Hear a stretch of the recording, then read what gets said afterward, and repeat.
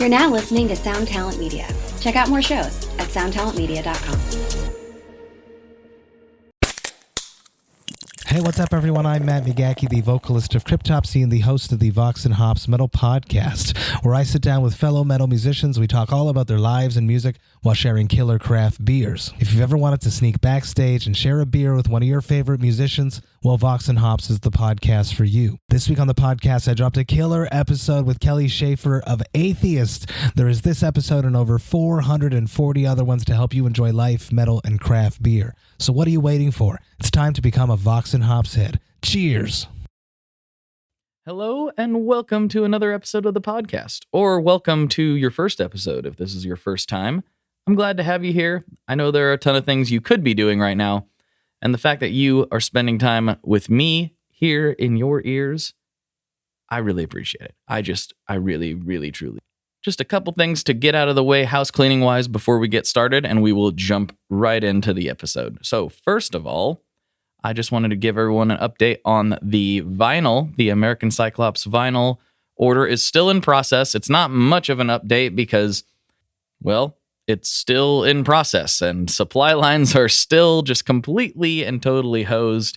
And on top of it, I found out that one of the main suppliers that supply lacquers, which is something you need when you're pressing vinyl, burnt down earlier this year or had a fire. So that's great. That explains some of the delay, but it is what it is. So yeah, but still working on that.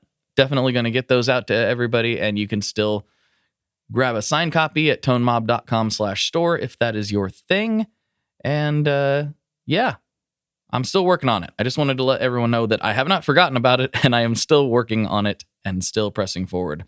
I released some new music last week, so if you go to whatever streaming platform you use, you can check out some new music from me under the title American Cyclops. There's a couple singles, well, there's like 3 singles there on top of the Tom record. So if that is your cup of tea, that is over there, and I super appreciate it.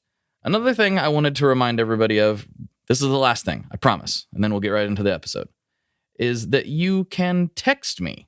You can text me at 503-751-8577, and that will allow you to join the Tone Mob text community, where you will get to talk directly to me. There's nobody else involved, and I will occasionally send out mass messages to everybody to start a conversation or share something that I've done or something that other people have done or some music industry stuff or whatever. Whatever you want to do, you can get a hold of me there. And there's a lot of people on that chat, and we're having a lot of fun. But it is a one-on-one conversation between you and I, so it's not like a big group chat or a Discord or anything like that. It's literally a text line where you can text me directly, and I get all of those. I respond to all of them, and yeah, it's a lot of fun. So again, the number for that is 503-751-8577. Messaging and all that stuff applies. Whatever your carrier charges you, that's what they charge you. But it doesn't cost you anything to join. So yeah, fun stuff. And that is in the show notes if you need that number, so you don't have to like swerve off the road and write that down. Anyway, let's get into this episode. I'm blabbering. It's been way too much talking. Stop talking so we can do more talking. Here we go.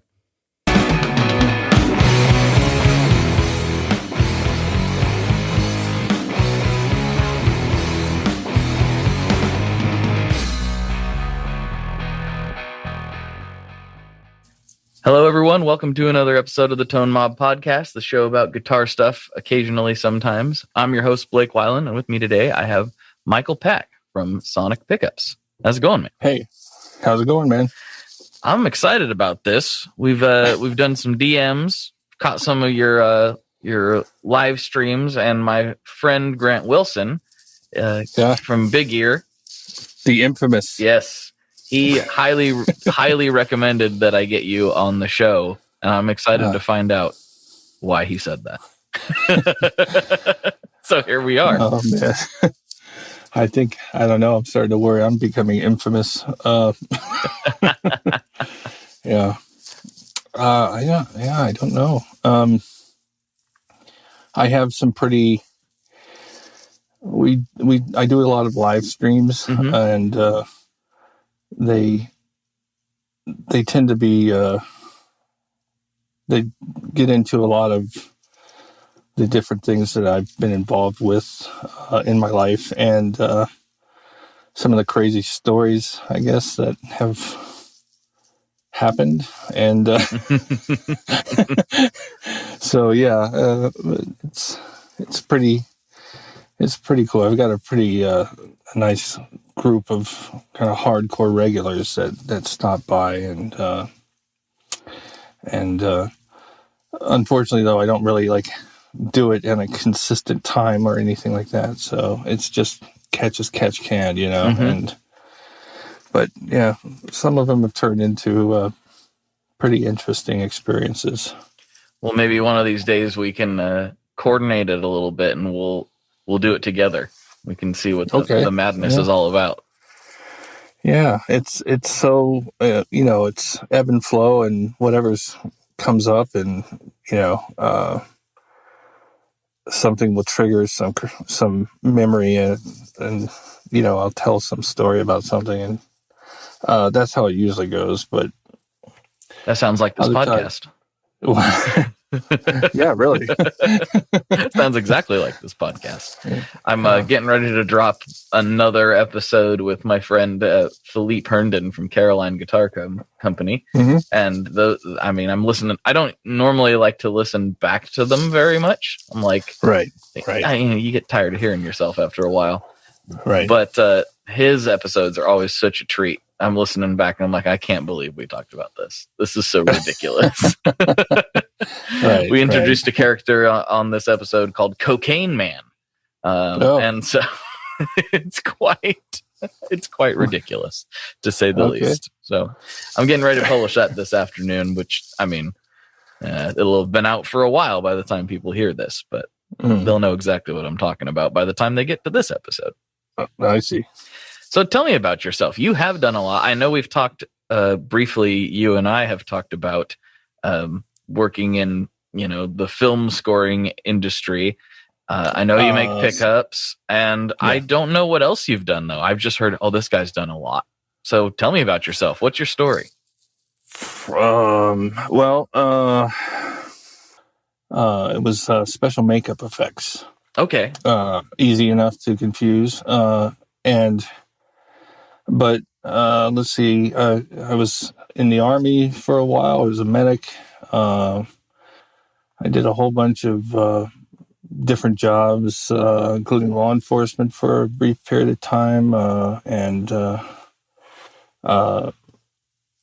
personal security and things like that. And then I just kind of fell into to working in movies, and did that for quite a while. And I think a lot of the crazier stories that I tell sometimes stem from that more than anything else. But, from the movies or from the security stuff? Mostly from the movies, okay. I think. Yeah. And then about, I did, going along fine with the special makeup effects career up until about 2017, when I found out that it was actually making me sick. Really? Yeah, it was the chemicals I was working with were actually affecting my health in a seriously negative way. And I went to the doctor because I was feeling bad for some time, and the doctor said, you're retired starting today. Wow. You got to quit. So, the thing is, the business had been changing, though, for a while, and the amount of work that I was getting each year was steadily decreasing, literally year by year, as more computer graphics were used, and so I was already looking for something else that I could do that I was passionate about. And I was, I knew I couldn't sit in a cubicle. Nothing against people that can. It's just not my brain, it wouldn't work. And so I've repaired guitars and built them since the late 70s. and just kept going back to that, and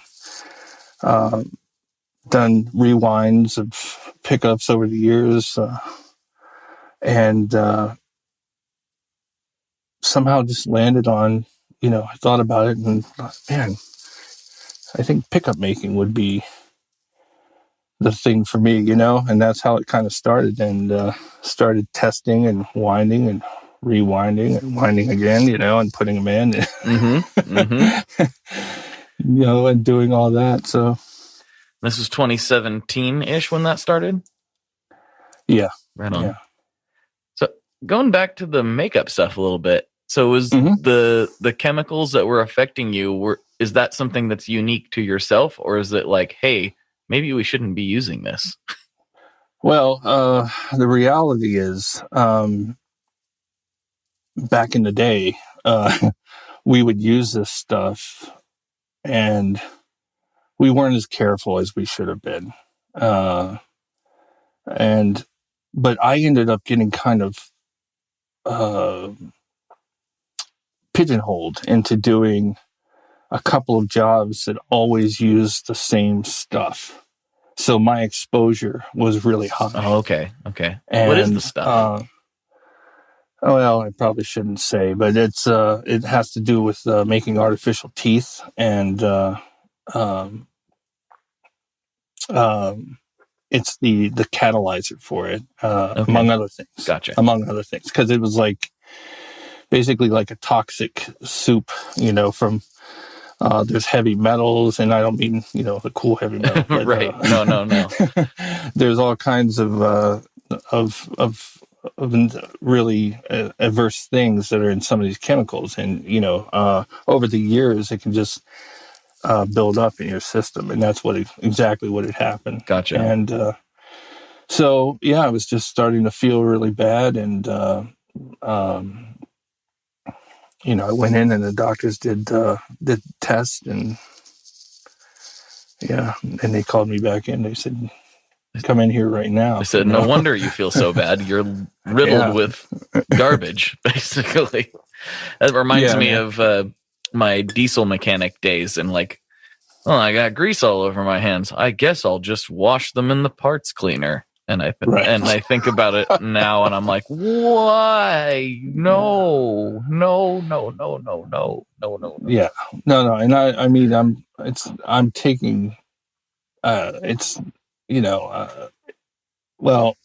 I think it's a combination of stuff. Some of the stuff we didn't know how dangerous it was because it wasn't necessarily labeled as being as dangerous as it was, but part of it also was just not wearing, a properly filtered mask when I should have, or wearing gloves when I should have, because you can get all kinds of exposure, from contact with your skin. Totally. So it got to the point where my body was like, that's enough, man, and and it was a tough thing to get over, or to start healing back to where, some semblance of where I was, but ultimately, as strange as it sounds, it wasn't a negative experience. I mean, during the time it was, of course, but on the other end, coming through it, I learned a lot about myself and kind of realized where my priorities were about a lot of things, not just work, and in particularly learning more about manufacturing pickups and their ins and outs and things like that, and really getting into it just became incredibly fascinating. And the kind of thing where I'd get an idea for something and I'd stay up all night working on it, just because it was that thrilling, Yeah, exactly. I've been there. So yeah. Was it, did you surprise yourself when you started getting into the pickup business like more aggressively, were you surprised at how much you enjoyed it? Yeah, I guess I'd done rewinds for a number of years for friends and stuff. People would say, hey, I've got a broken pickup, and I'd say, well, I can fix it for you. But it wasn't until I really started designing them that it really kind of kicked in. And trying to hit a certain goal, that's when it really became a passion. So yeah. What are some of your favorite aspects? Exactly what I was just talking about, where like I'll get an idea. Oh, and you go down the rabbit hole. Yeah, and I want to see, if it will turn out the way I imagine it will turn out in my head. That's really, really fascinating. And I don't know if it's unique or not, but I do a lot of weird custom work too. I think it's kind of unique anyways. And I incorporate a lot of my special makeup effects skills into it when I can. And for instance, I've got these, I sell these switch tips that are, I think they're really unique. And that purely came from a need to be more artistic in some of my designs and stuff like that. So, yeah, I get to do these things, both sound and sight, I guess, in a lot of ways. How are you making these switch tips? Tell me more about these things.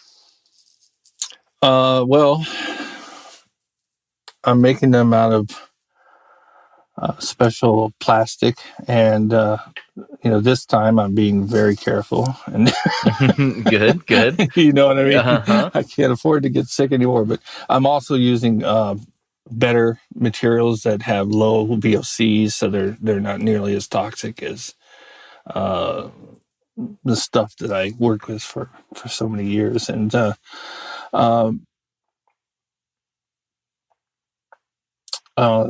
yeah, I sculpt them, each one out of wax, and then mold them and cast them up. And wow. And yeah, they're totally a passion project. But what started it was John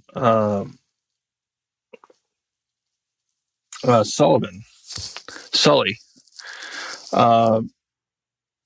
He had done some switch tips where he had put a little skull face on it as a limited thing that he was giving away to people. And I saw it and I thought, oh man, that would look really cool if it was actually sculpted, actually three-dimensional, right? And not just an image. Nothing against that work, because it was really well done. But I just thought, I could take it someplace else to the next level, kind of. Yeah, and that's exactly what I did. I sculpted the first one, and then that turned into another one, and and it became like all these different versions. And then I ended up Ryan Dominguez, the head painter at ESP, mm-hmm. was doing a ESP USA was doing a custom series of guitars, Constellation guitars. He called them the Cosmos series, and he approached about doing a little rocket ship. Oh, nice. Yeah, and one of his assistants, I wish I could remember the guy's name, but he actually made the suggestion, and Ryan was like, yeah, that's a great idea. So he told me, and because he knew I'd already done the skulls, and so yeah, he said, could you make a little rocket ship that we could put on these? And it was just like perfect serendipity. Yeah, and those were a big hit. And so part of the deal I made was, I won't charge you to design it and custom make it and do all that, but as long as I keep and own the design. And they were like, sure, Nice. So yeah. And it's a little thing, but it actually is really fun. I've got a Cthulhu one too. No, you do? For real? Yeah, absolutely. Gary Holt got a couple of those, and like a glow in the dark gray alien, and just a lot of weirdness, Oh, I found them. I was trying to browse around on your IG one. I found the rocket ships and the skulls. Oh, those are so cool. They're cooler. They're even cooler. I don't think you can do them justice. Just talking about them, you have to see them. The faux metal ones are especially cool, I think. Yes, and I mean, I'm working on metal plating. Oh, them, but it's one of those things where I have to dedicate certain amounts of time in the day to doing that kind of R&D stuff, right? And then the rest to making pickups. So it's kind of a slow process so far, but I think I'm zeroing in on it. So I want to make them myself without having to create huge batches that I send out and all that stuff, right? Because I'm not really doing the numbers for that yet. Right. So I never even considered trying to do metal plating in a small capacity. I've always thought about it in regards to getting my car's bumper re-chromed or something. Right. So it's feasible to do at a small scale? Oh yeah, absolutely. Wow, yeah. That's fascinating. How does that process even work? I'm not sure at all. Well, so there's a lot of if you look on YouTube, there's a lot of videos where people are figuring out how to plate like PLA, 3D printing material. Mm-hmm. So they'll print out something with a 3D printer, and then they'll clean it up, and then they'll turn around and they'll metalize it or metal plate it. So that could give you an idea. But essentially, if you've got something that's plastic, something that's non-conductive, you can coat it with a conductive paint, and then you plate it first with copper.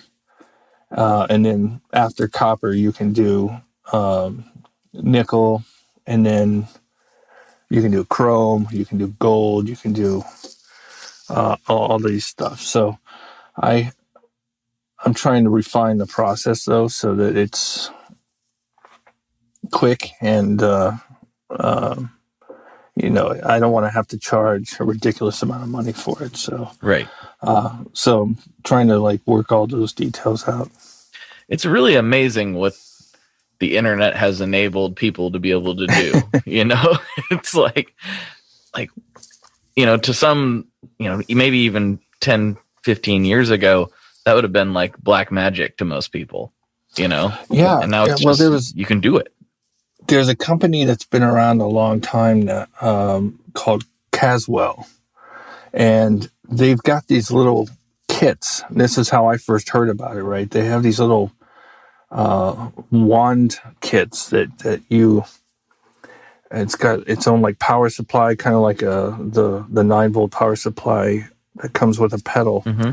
And you connect it to, for instance, let's say you've got a watch that's the finish is worn off, right? You can connect one into the watch, and then you take this little wand that's got a piece of cotton bandage wrapped around it that gets dipped into this plating solution, and then you just touch it to the watch, and it deposits the the metal that's floating around inside that solution. Okay. And they've had these really bad videos that were created back when the internet was still new and Filmed on a potato. yeah, they're still around, but I somehow stumbled on them, and I always thought, man, that's got to be good for something else too, and it's just kind of become a thing within the last few years about wanting to metalize 3D prints and stuff like that, and metallized plastic. So it's interesting, but yeah, you're right. I mean, I remember doing dial-up with AOL and stuff. Oh, like yeah. that, I am that old, and it's fascinating. Yeah, I think I'm in this weird generation where the guys I used to work with were quite a bit older than me, and they would say things like, "Oh, you don't remember, before the internet, you don't remember, blah blah blah, insert thing." And I was like, right, what? I remember phones being attached to the wall. What are you talking about? Like, but I'm like of the generation that like I remember when we got the Apple computers in the school. Like it was like, whoa, what is this? Like we went from the green screen playing Oregon Trail to the like multicolored iMacs that could actually like connect via the screaming robots to the internet. And like, so I feel like my generation is probably, my generation and maybe a couple years younger are the last ones that remember all that stuff kind of becoming the norm. And everybody after that they just grew up with it in their homes, in their hands, in their back pocket. Yeah. Supercomputers. Yeah. Yeah. It's just kind of we're a weird transitional generation where we saw it all happen in real time. And, even I can't hardly believe what it's become, the fact that this show exists and is one of the primary ways I pay my bills. And it's all because of the internet. It's insane. It's mind blowing. It's really enabled a lot of people to be able to do things they care about, versus have to, go to the cubicle like we were talking about. And not that I'm trying to bash that at all. It's just, it's just amazing what it's enabled everybody to be able to do, yourself included. Yeah. I mean, my mind, if I just, I have to constantly stimulate, my brain, with learning of some kind. And, that's what kind of keeps me at peace, I guess. So yeah, being able to just learn about a subject that I have, no prior knowledge of, for hours on end, if need be, is absolutely incredible. But just to show you, talk about transitional generation. I often think about, for instance, how it was in the 70s, and how, like if you didn't get a hold of somebody on the phone, you just wouldn't know what was going on, or how you were going to meet up, or any, you know what I mean? It was like, so it was, and I would ask myself, recently, like, how in the world did we find each other? Because I can't remember. I mean, I remember when payphones were a thing, that you had to use because that was the only option. And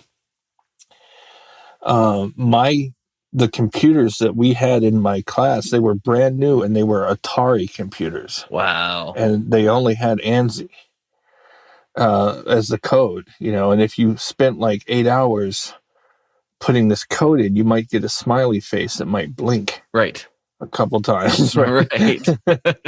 Yeah.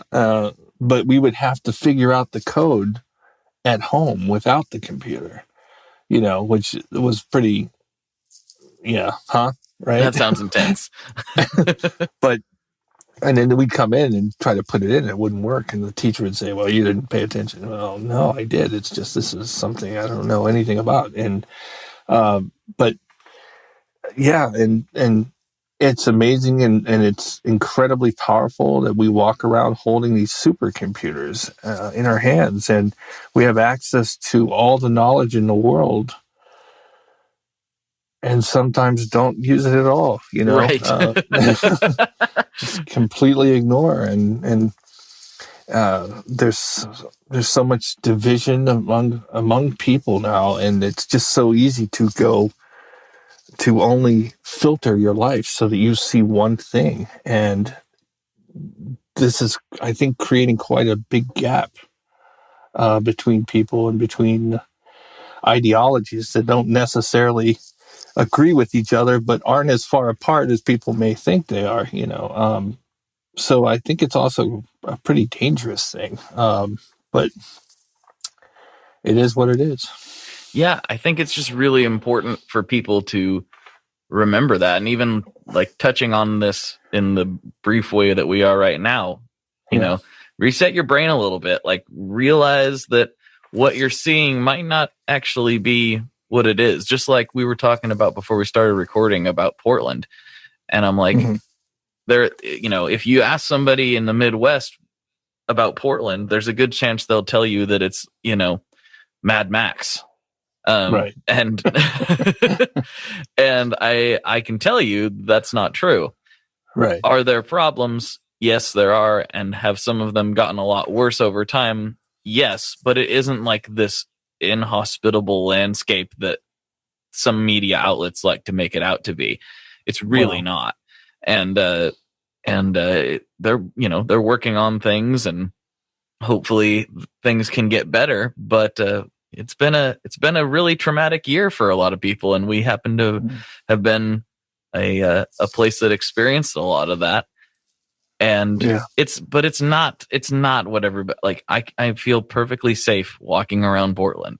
I'm not in any more danger than I am in any other larger metropolitan area.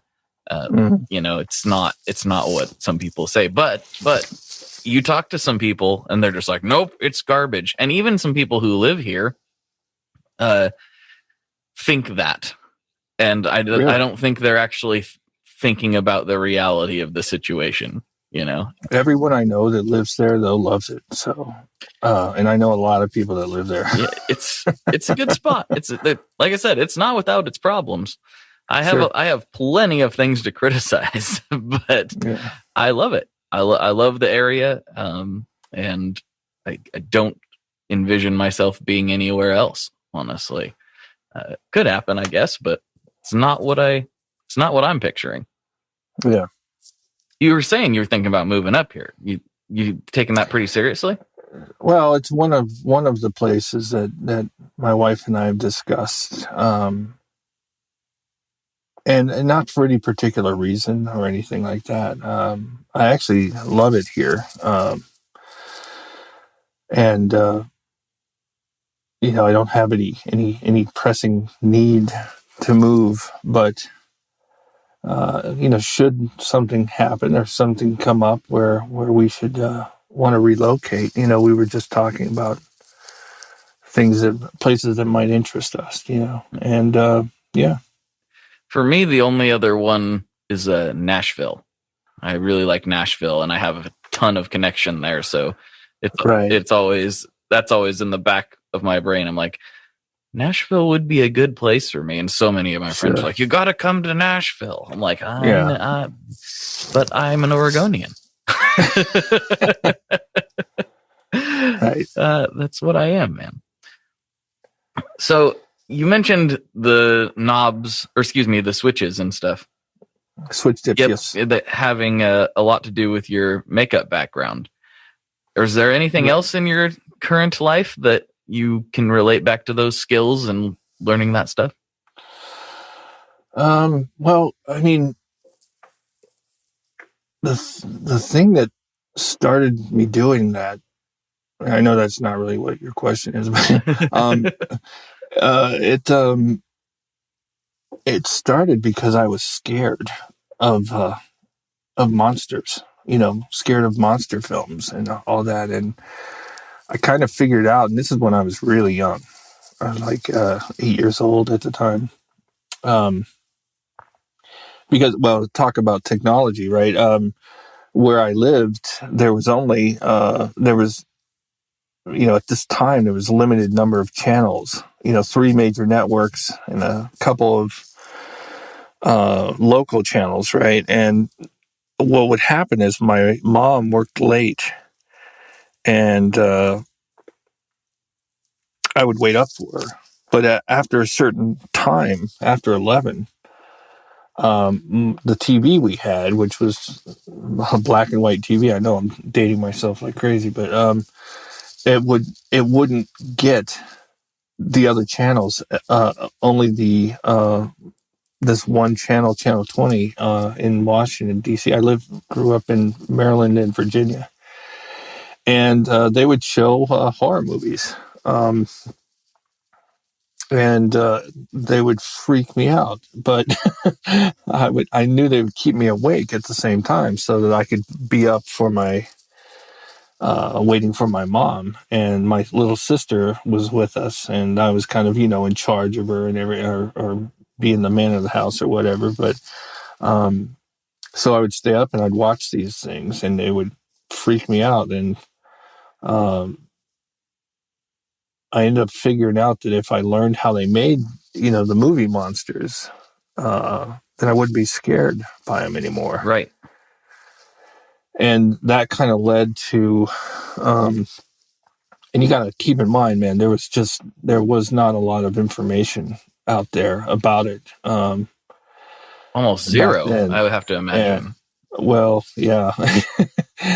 Every now and then there would be a magazine article or something. There was a couple of books about stage makeup and stuff like that, but there wasn't much. But this guy named Alan Ormsby, who was a screenwriter and actor and makeup artist and toy designer, no less, wrote a book, and Disney animator, I might add, wrote a book for kids who liked monster movies. And in the beginning of the book, it had like the history of all the Universal monsters and a couple others. And then in the middle, it showed how kids could recreate those monsters. Oh, wow. Using like household ingredients, or household objects and stuff like that. Like a paper bag for a Frankenstein's head, that flat head that he had, right? Mm-hmm. It would show all this stuff. He figured out, ways to do it. And I ended up finding that book at school in a book fair thing, and I ordered it, even though I didn't even have any money. And it was incredible. I got that book, and I don't think I put it down for 3 years, staring at it, and it was just like serendipity, the perfect timing, because that's right when I was really going through the toughest period, I guess, and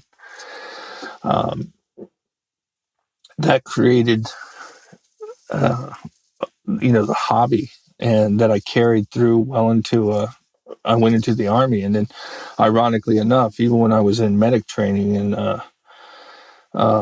Texas, they have a portion of the training where they simulate, injuries and battle and all that. And the instructors were doing all the injury makeup stuff, and somebody called out, "Does anybody here know how to do this stuff?" And I kind of timidly raised my hand. Mm-hmm. Wow. Next thing you know, I was the only guy doing it. That's crazy. That is not something I would have ever connected together. That's amazing. Oh, and it was, I didn't expect it to either, and then it was weird though how art related things kept kind of popping up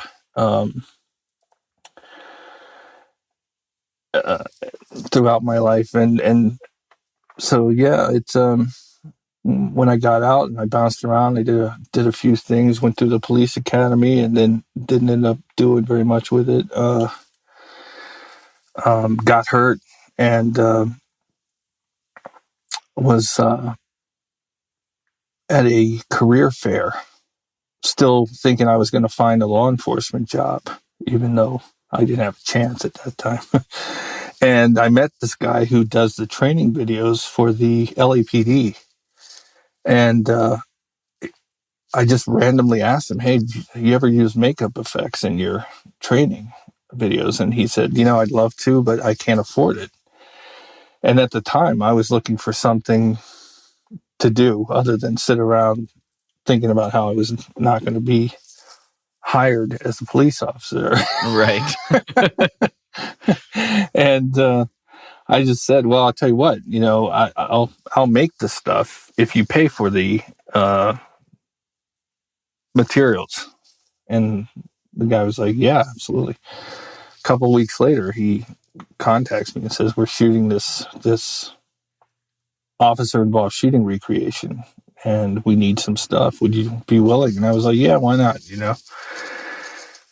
And then did that, and that kind of turned into more work because I took pictures and some people saw those pictures, and then, you know what I mean? It's like that. And without really trying, all of a sudden I was working on network TV shows, and it was really, really strange how it kind of all fell together, very, very quickly, as a matter of fact. And yeah, I know that's way much more than what you asked. No, but, that's exactly what I want to know. No, that is exactly, Yeah. I may not have asked for it, but that's exactly where I was hoping we would get to. So keep going. Yeah, I got to work on a lot of stuff, a lot of TV, a lot of movies. What's the biggest thing? I mean, I'm sure this is a question you get all the time, but like, what's like the number one thing that's like, oh, everybody's seen this or knows about it?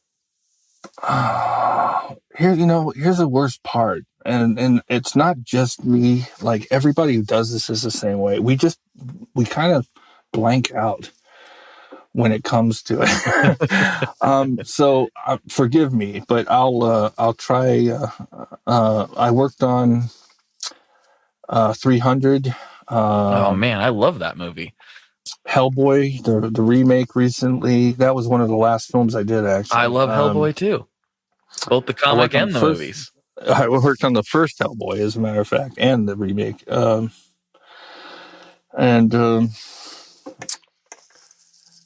worked on Planet of the Apes that Tim Burton directed. Charlie's Angels. I'm just throwing out random stuff. I mean, these are all major things. These are big ones. Yeah. And I mean, a lot of the stuff I ended up doing was making like artificial eyes and fake teeth, like dentures for things. One of the last things I did was with what the heck's that kid's name? Zac Efron. Mm-hmm. He played Ted Bundy. Oh, yes. Right. So I actually had to make his, because, his teeth don't look like Bundy's teeth. Right. And his teeth were kind of a major factor in how he got convicted. So I had to first make his teeth look like Ted Bundy's normal teeth. And then at some point, Bundy got a crack or chipped one of his front teeth. And that became one of the things that they used as an identifier to convict him. So I had to make him look like his teeth were chipped like that too. And it's ironic that was literally the last thing I worked on. And if you watch it, there's this extreme close-up. They do it almost like in 3 steps, right? Going progressively closer. And it's like, it figures that the last thing I work on, I get the best close-up right. of anything I did, Hey, that works. I've been wanting to watch that movie, and now I'm going to watch it and be looking for your work specifically. You can't miss it, man. It's That's awesome. That's got to be kind of cool though, like to sit back and be like, yeah, I did that. Like that. Yeah, I did that. Yeah, it's very satisfying, and it's a great field to work in because the pay is really great, and if you're if you don't have a college degree or whatever, it doesn't matter. It's purely about your ability to make stuff. and get along with people, but there's a lot of negatives too. It's high pressure, it's high stress, and you're basically doing art on demand. And you learn tricks for how to do that and be a functional professional under insane deadlines. And you're just like, it's not dry yet. Well, the worst part is things like, you've been working 2 weeks to rush something for a shot, and then they change the shot. Oh, yeah. And now they want you to change it, but they don't want to give you any more money, even though they changed the shot, right? And, it has nothing to do with you.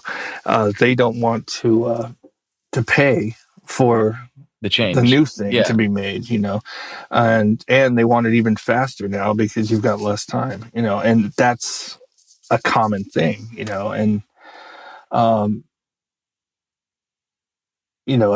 and like all creative fields, it's a field of artists on many levels, from the filmmakers, through the guy that sweeps the floors, and there's a lot of very insecure people involved with that, that use art as kind of a therapy, like I did, for instance. And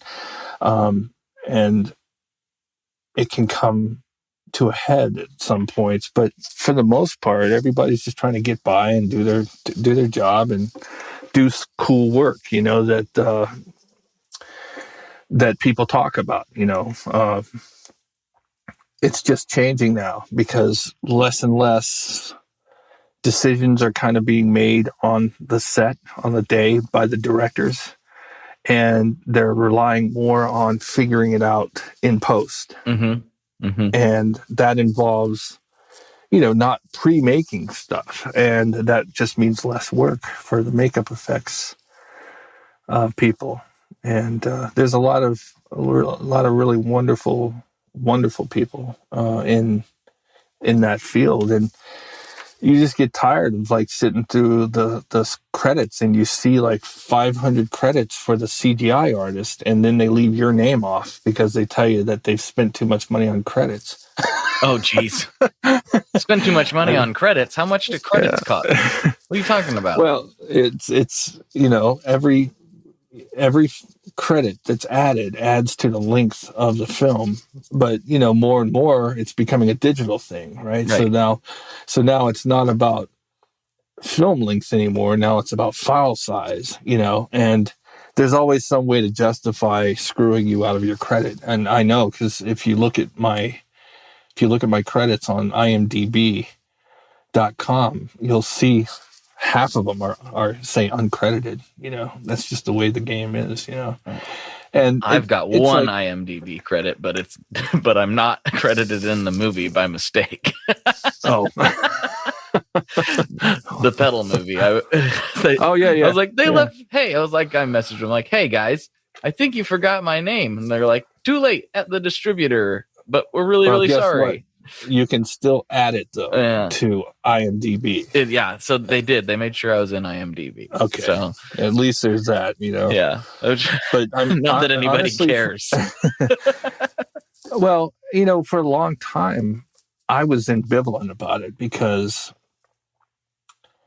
about a third of what I worked on was missing from my page. And, the problem is, like, you start working a lot and you just don't remember what it is. Like, I've got so many episodes of Code Black and what was that other show? Hospital show. Grey's Anatomy? I don't know. That's it. Is Grey's it? Anatomy. Okay. Yeah. So I got like so many episodes that I worked on, and I don't know what they are. And, most of the time too, I would ask the guy who hired me, like, well, what is this for? What's the episode? And they would say, I don't know. It's Grey's Anatomy and it's episode, I'll get back to you. And they never do. Right. And just then, make me my teeth. Okay.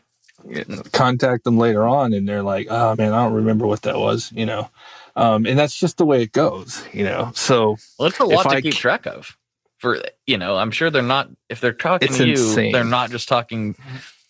There's not one person in charge of just the teeth, and just the eyeballs. It's like that person's doing a lot of other things as well. Well, yes, but in my case, I was so specialized, especially towards the end, that's all I did. Mm-hmm. I was more talking about the coordination of those things. Oh, yeah. And I mean, the fact is, you really have to be aggressive about it just to make sure, if you want to keep accurate records, but because you won't get credits on TV. As a matter of fact, I worked on the show called Buffy the Vampire Slayer. I love Buffy the Vampire Slayer. You've done all my movies. I love Buffy. That's like my adolescence right there. Right. Yeah. I worked on the first 3 seasons, and then I subcontracted after that for a few episodes. But what happened is the second season, the crew that I was working on got nominated for the Emmy. Mm-hmm. For special makeup effects. But at the same time, same year, we got nominated for Babylon 5 for an episode of that. And what happened is, due to various pressures from different people, it was determined that there were too many names on the list for Buffy. And essentially what it came down to is there were too many non-union names. Ouch. Oh, geez. Here we go. Yeah. Mm-hmm. So several of us got bumped. And so we were, because of the Babylon 5 nomination, we were sitting in the audience when they named Buffy as the winner, and got to watch all these people go up and collect their Emmy, and in some case, people who'd not done nearly as much work as some of us sitting in the audience. And that kind of left a bitter taste, so I actually went to the editors on Buffy and I said, because by this point I was running the show, I was supervising the makeup effects through a company called Optic Nerve Studios. And I just asked them what would it cost to put my name up there so that I can't get screwed out of the Emmy again. Right. Because if it's in the credits, they can't do it, And the editor said, we can do it. It won't cost hardly anything. And I went to the producers and I said, would you guys consider, because we had a great relationship, right? But I asked, would you consider putting my name in the credits? And they were like, oh no, it's far too expensive. Yeah, it would cost way too much. And I was like, okay. So we went away on hiatus for the season, which is about 3 months, 2 months, 2 to 3, depending. And they called me and they said, are you going to come back? Or no, they said, it's time to come back. And I said, yeah, I think I'm not going to come back. Yeah. I think, it really irked me that they didn't at least not even try to fight for me, So, and especially because I was waking up on the freeway, man. I was spending so many hours working on that show, and my sleep debt, I think I still carry some. I'm sure you do. Yeah. There's a lot of makeup effects in that show too. Like, oh my there's gosh, a ton. Yeah. I mean, literally every time there's a vampire, there's a ton of makeup going on, and teeth. Oh, and, yeah. Well, I mean, and eventually, like, that's kind of where I, made my bones. Started as a mold maker, and then the guy that was making the teeth got fired one day, right in front of me too. And the boss was like, you're fired, get out of here. And he turns to me, he's like, can you make teeth? And I was like, yeah. And even though up to that point, I never made them professionally. I just made them for myself and everything. And the same thing happened with as a matter of fact, every advancement happened like that. Like something would come up. They would say, hey, we were working one night after we were awake for like 3 or 4 days straight, and we had a deadline. And the guy that was in charge of painting these alien hands to match this head he had just spent all night painting, just got up and walked out. He was just so done. He just left, right? Just like, I'm gone. He's like, I'm out. And the boss turned to me and he said, hey, do you know how to airbrush? And I was like, yeah. Go paint those hands. They need to be on set by 9 a.m., and I'm like, okay. So, yeah, so I went and did it, and it turned out okay. Next thing you know, I was a painter. You know what I mean? And that's kind of how every opportunity happened. Hey, we're short a guy. Can you come and work on set and apply prosthetics? You're like, sure. Yeah, I guess so. And that's every single. But it was like that. That saying. The formula for luck, right, is opportunity plus preparation equals luck. Mm-hmm. And yeah, and that's how exactly was for everything. Pickups though it's a lot different. It is a different ballgame, isn't it? Yes. It's more about brand recognition and like with anything, I guess, gear related. Who do you know, or have you seen someone talking about a product that you at least trust to some degree, right? That's what it comes down to. I think that's probably, especially if you're lesser known, but with pedal demos and things like that, you can just hear how they sound. Hey, how's that sound? Mm-hmm. But you see a guy like Andy Martin talking about a pedal, and he's not going to say it's a great pedal if it's not a great pedal, Mm-hmm. But with pickups, it's a lot different, because the thing I run into all the time is influencers seem to think that they have to do a before and after video. And I always tell them, no, you don't. You just have to play, and whatever you play, as long as you record it well, that's it, because that's the demo, Right. You don't have to show, here's how it sounded beforehand, and then here's how much better it sounded with your stuff. I mean, that's great and everything, but that's not required for pickups. They either sound good or they don't. Yeah, pickups are they're a weird one. Yeah. Because it's a very personal thing. Some people like a lot of output, and some people don't like a lot of output, and some people, depending, it's such a weird thing, because the way a pickup reacts can make you love a guitar or absolutely hate it. They're so important to the signal chain, and it's kind of crazy to think about how much of an impact they have, and the fact that we're still largely using, what is this, 1930s technology, something to that effect. Yeah, for single coils, definitely. Mm-hmm. I mean, a pickup for an electric instrument, for an electric guitar, that's the voice of the guitar. And without getting into any debates about the other factors that affected the sound of the guitar, it's pretty obvious. Without it, you don't have. It makes no one sound. of the major components, for your sound. But it is very subjective too, and everybody's taste is different, and a lot of times when I talk to customers about,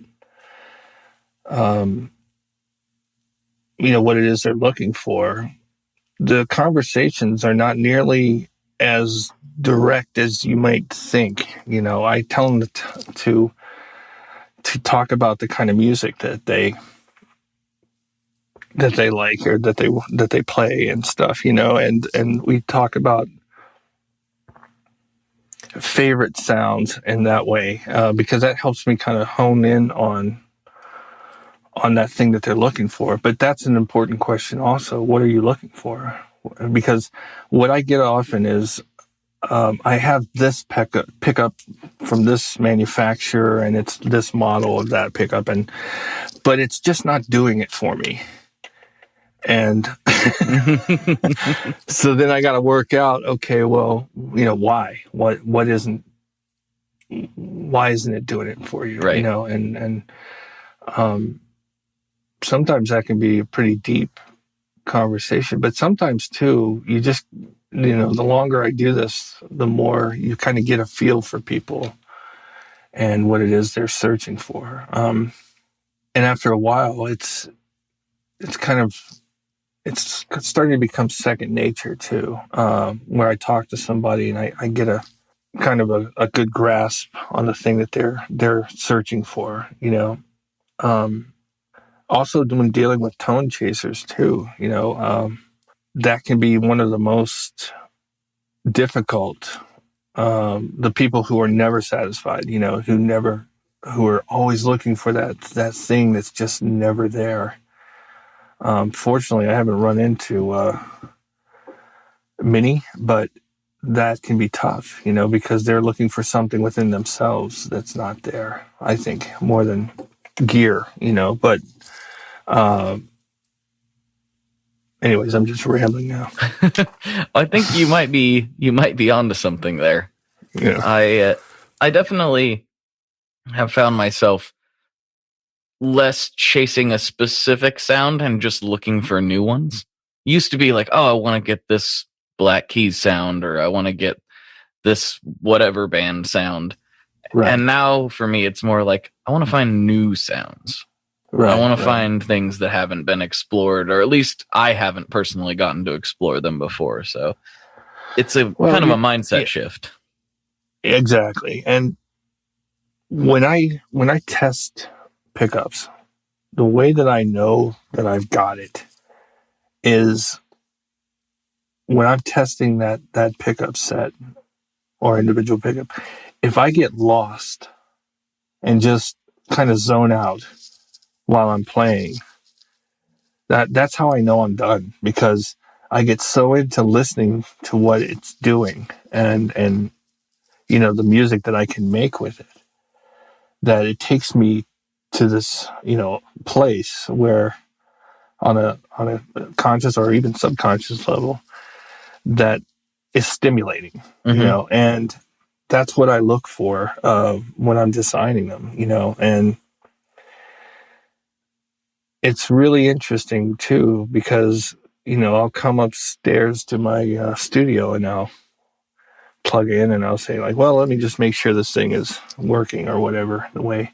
And next thing it'll be like 3 hours later, and I've gone through the whole gamut, what works good through it and what doesn't work good through it, but it's that stimulation, that thing in your brain that's telling you, oh yeah, this is, go here now, go there, it's very powerful. And talking about the passion again, one of the things, I think you asked me this, I didn't really answer, but I get to help people make music. Mm-hmm. To me, that's an incredible thing, because, I mean, look at how powerful music is to us, how important it is to us, and it helps us through our hard times, it helps us through our good times, it reminds us of times in our lives. And the ability to help somebody with that Mm-hmm. is just, I think, one of the best things in the world. It's extremely rewarding. I've had Yeah. a few moments where, like, I'll catch, especially in 2020, catch one of my favorite artists' live streams, and then realize, like, oh, wait a minute, that guy's playing. That guy's playing string joy strings. Like, that guy's playing our strings. Like, Right. I'm like, what? Oh, that's so crazy. It's not even. It's hard for me to wrap my mind around sometimes because it's so not a place I ever thought I would be, Mhm. And so it's like, oh man, I was able to like make that connection, and oh, they really like them, and now it's coming back to my ears. Like, Right. this is so amazing, and I think it might sound silly to some people, but I think having people you really respect use tools that you were a part of the process in creating, however small, it just feels nice.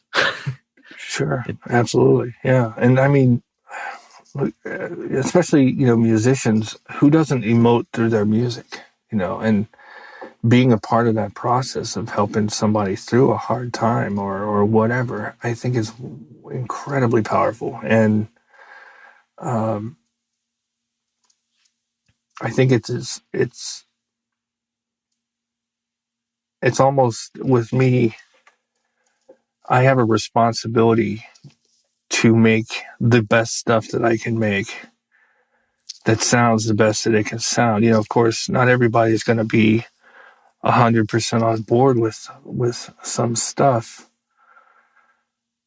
but for the most part, if I know, if I put everything I've got into what I put out there into the world, I sleep at night. I know that I've done my part, done my best, and yeah, I absolutely love it when people contact me or put demos up on videos and stuff like that, showing them, the music that they make with our stuff. And as cool as working in movies was, uh, at times, right? It never quite feels as impactful, as rewarding compared to this, Well, this is much more. It's much more intimate, Yeah. and direct in some ways. Whereas the movies, you're a part of a very large machine, for lack of a better term. Whereas this is really just you and the person using your product. Exactly. So yeah, it's, I can't imagine doing anything else that would be as rewarding in this way. Obviously there's a lot of other jobs out there, and to each their own.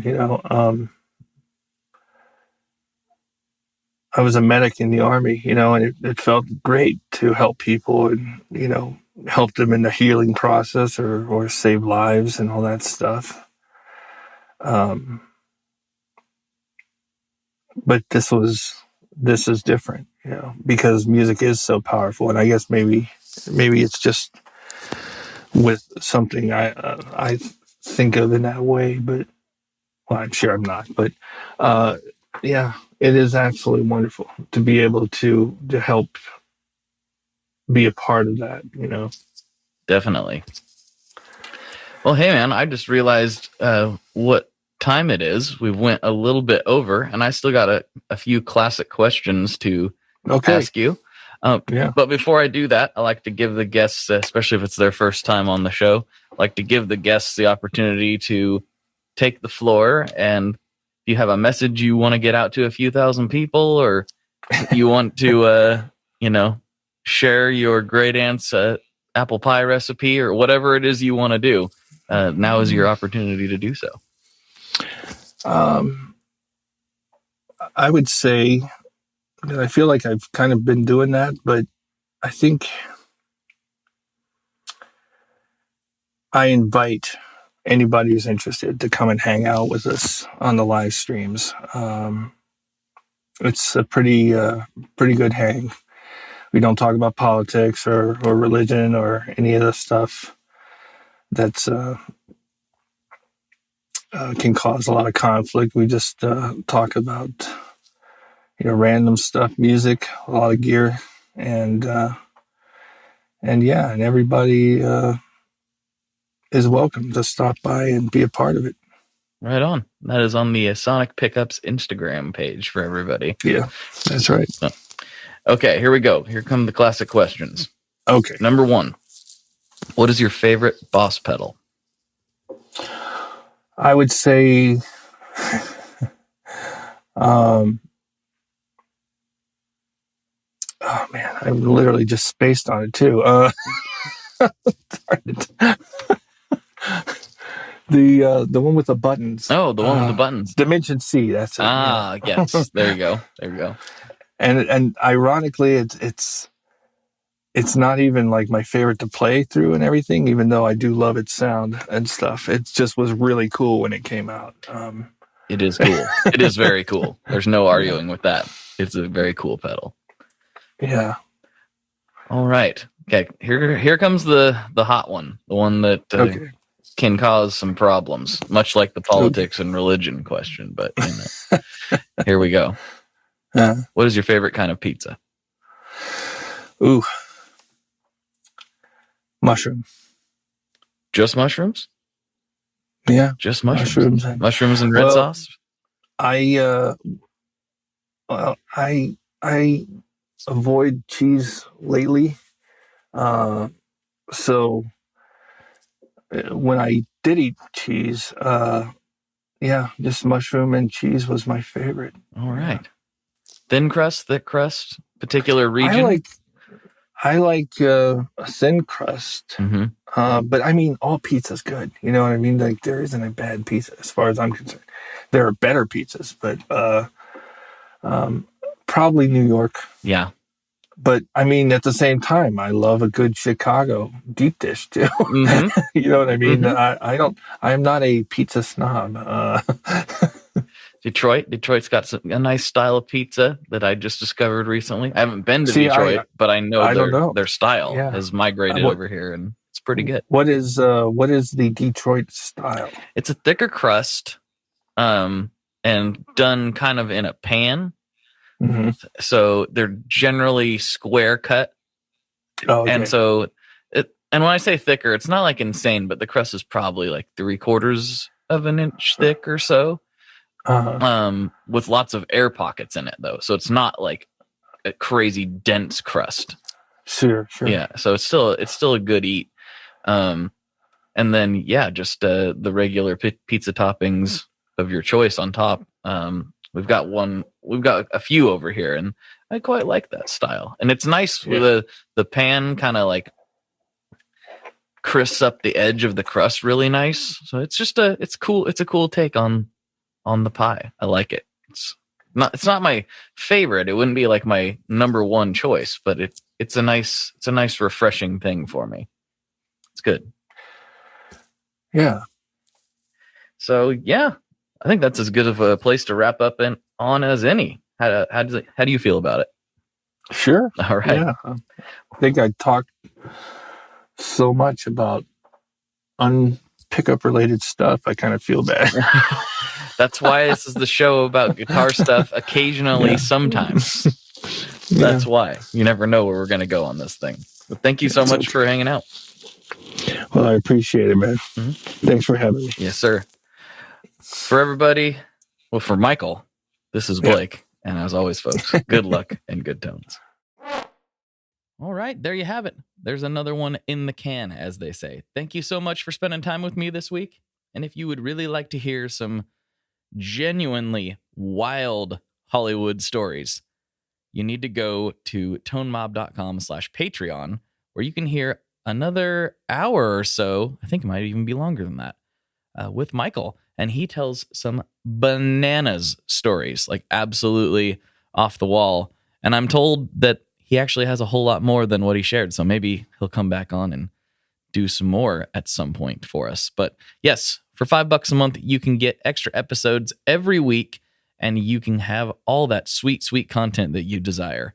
And, it really helps out a lot. Like, really, honestly, truly makes a huge difference over here. So thank you to everyone who does that. I super appreciate you. And if you can't, I get it. I totally understand. Times are weird and things are weird. But if you could, please, this is free. You could tell somebody about this. If you could tell 3 people about it, that would be great. Because it takes a lot of encouragement for people to actually hop on over and make a time commitment to listen to an hour-plus long podcast. I get it. That's a big chunk of time that you may not get back if you don't like it.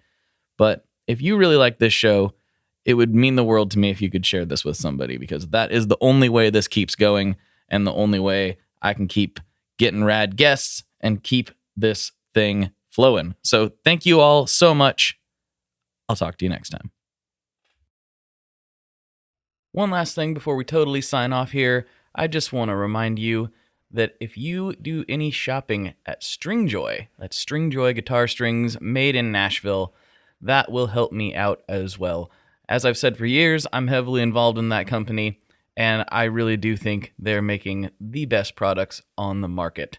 So if you would like to try custom strings, go to tonemob.com/stringjoy and check them out today. I seriously love what the team down there is doing.